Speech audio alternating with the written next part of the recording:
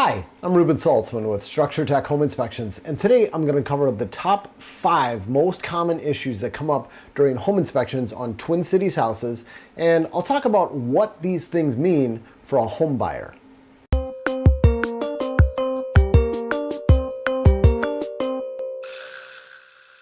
Alright, so before I get started, I'm sure you're wondering, how do I know what the top 5 items are?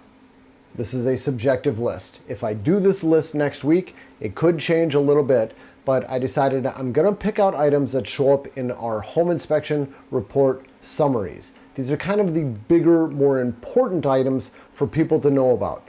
Not always the most expensive.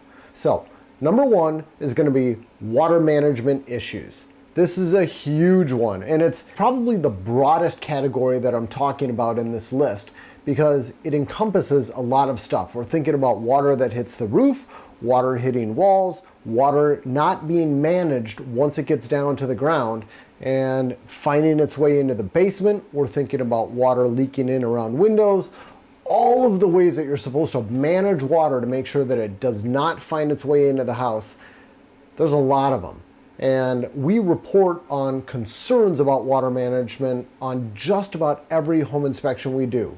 A lot of the time it's related to adding gutters, sometimes it's downspout extensions, sometimes it's better water management at the surface, making sure that the ground slopes away from the house.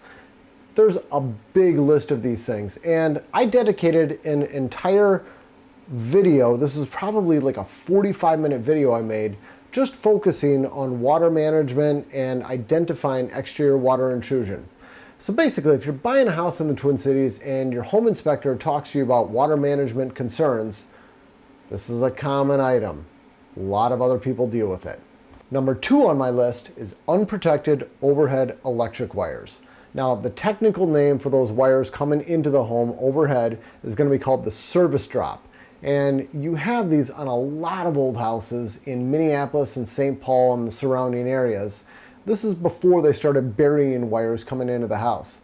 The connection between the utility company's wires and the house's wires is usually made with this barrel clamp, and the barrel clamp needs to be insulated. It needs to be protected from someone touching it, say with an aluminum ladder or an aluminum roof rake, or just bumping into it if they're up there cleaning their gutters. This is a serious electrocution hazard. The good news is that it doesn't cost anything to get this fixed. All you need to do is contact the utility company and they will fix it for you. The one challenge that people sometimes run into is that if you contact the company and they say, oh, no, we don't do that, you gotta hire an electrician. Then you gotta play a little bit of phone tag, and my advice in those cases, just say thank you, call back, talk to the next person, because it definitely is the utility company's responsibility, but sometimes they like to tell people it's not. Okay, that was number 2. For number 3, masonry chimney problems. This is a huge one. Most houses in the Twin Cities have masonry chimneys. It was used to vent the exhaust gases up and out of the house for whatever fuel burning appliances they have, and a lot of the time you'll have maybe the same, maybe an additional masonry chimney for a wood-burning fireplace. These masonry chimneys need constant work. They need to be redone periodically. They crack at the top, water gets in, bricks fall off, water leaks into the house around chimneys. They're a constant source of problem.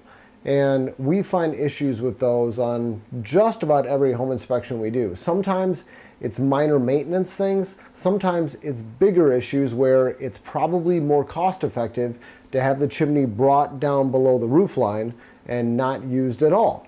And then the other side of that is, I should at least mention while I'm talking about this, is that there are a lot of wood-burning fireplaces that people choose to do level 2 inspections on. That's where we used a specialized camera that goes right up the chimney flue. We look at the whole inside of it.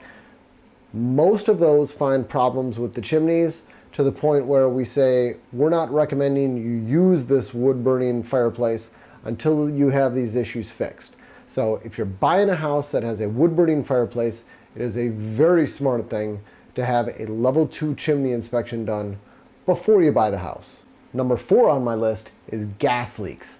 we find a ton of gas leaks on old Minneapolis and St. Paul houses. I review reports every day, and it is rare that we have a single day where one of our inspectors didn't find a gas leak.